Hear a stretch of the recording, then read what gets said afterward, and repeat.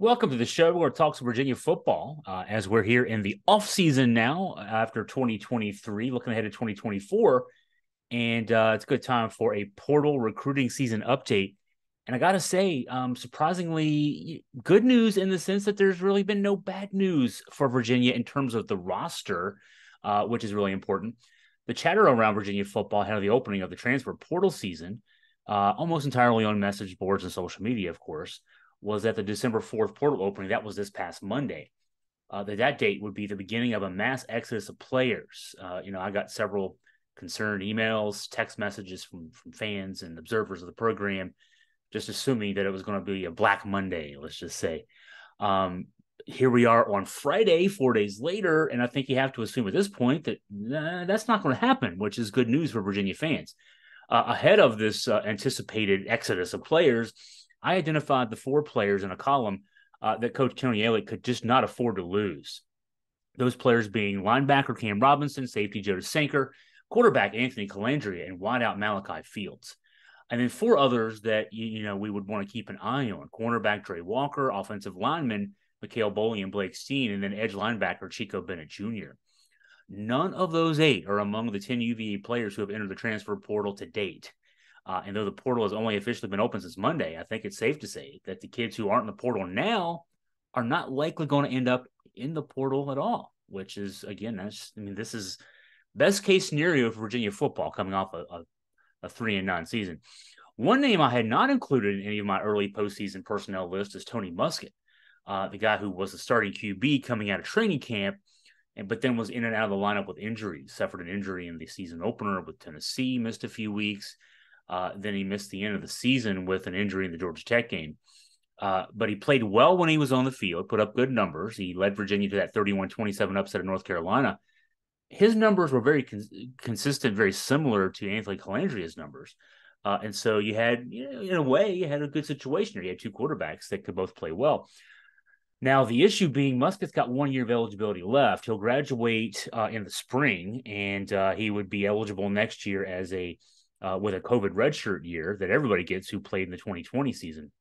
And my assumption was that a guy like Muskett, looking at the situation where Calandria and he had very similar numbers, they both had a lot of experience this year, that Muskett might look at that and say, maybe I need to move on somewhere else. I've got a lot of game tape. I've got good numbers at the FBS Power 5 level. Maybe I'll take that and go somewhere else and get a starting job somewhere else, or at least a really good shot at a starting job somewhere else, as opposed to my assumption is that Calandria will go into spring as the QB1 and almost it's his job to lose if he's in camp with Tony Muskett, that is. Hey, the good news for Virginia here again, and this is not good news I even thought what could have been possible news, is that if Muskett's not going to be in the portal, that's good depth in the quarterback room for Virginia. You got two guys who each started about half the season for Virginia who would be coming back next year. That still means that Tony Elliott should be on the portal, should be in the preps with recruiting. The early deadline for 2024, the class 2024 being just a couple weeks away. He should still obviously be looking for quarterback help, some depth in the quarterback room, but boy, if you got Muskett, you got Calandria coming back next year, that's a lot of depth already. Again, you got two starters coming back from Virginia, if that's the case. So it's working out better to this stage than I thought was even possible. Chico Bennett Jr., a senior, he'll come back for his COVID redshirt year, and also coming back for a COVID redshirt year, Jameer Carter, interior defensive lineman, basically defensive tackle. That's great news for depth on the defensive side of the ball. So, switching to recruiting, the prep class rankings don't tell the whole story. Obviously, you always wonder how the star ratings come about and all that kind of stuff. But that said, they're usually not that far off as far as that goes. What is it? The crowdsourcing of the opinions, so many different people weighing in, kind of ends up working out. I say all that to say the fact that Virginia's 2024 class is now ranked 16th in the 17-team ACC. Remember, 3 schools are coming in next year: SMU, Stanford, and Cal. And so 16th in a 17-team league, not good. And just 12 prep commits with the December 20 signing day, just less than 2 weeks away now. So a lot of work to do there. Now, from the recruiting portal, one bit of really good news for Virginia this week. Chris Tyree, Notre Dame wideout, who had 26 catches on 37 targets for the Irish in 2023, averaging 18.6 yards per catch. He's a Thomas Dale graduate from the Richmond area, who was the number 3 prospect in the state of Virginia in the class of 2020. He has committed to Virginia out of the transfer portal, so that's a huge get for Virginia.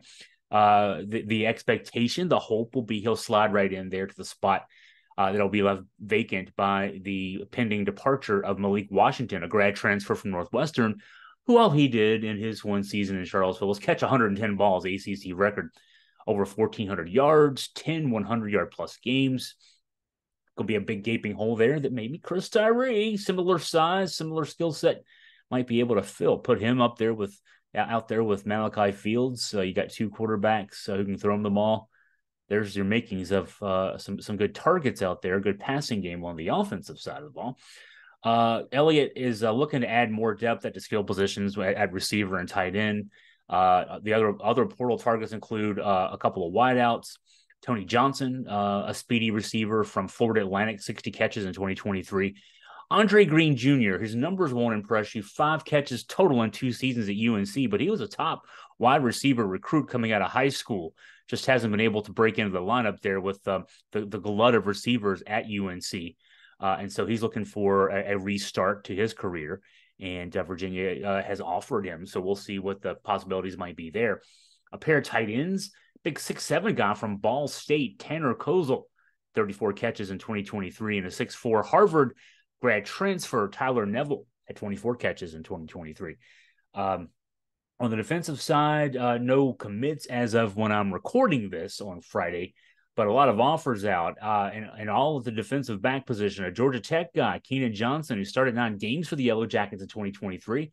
Also a couple of Ivy Leaguers, Cornell's Paul Lewis, Penn's Kendron Smith, and a guy from just down the road in Lexington at VMI, a pending grad transfer, Alex Oliver. So some guys there who are at least being looked at by the Virginia staff, and some hopes that you'll see some movement there in the next few days and some more movement elsewhere. We'll keep tabs on that. No movement on the staff. When we talk about movement, it shocks me that Elliott has not made a move on special teams, which is floundering under the direction of the special teams coordinator, Keith Gaither. Gaither's also, of course, the running backs coach, and our running backs room has looked pretty good, especially this year.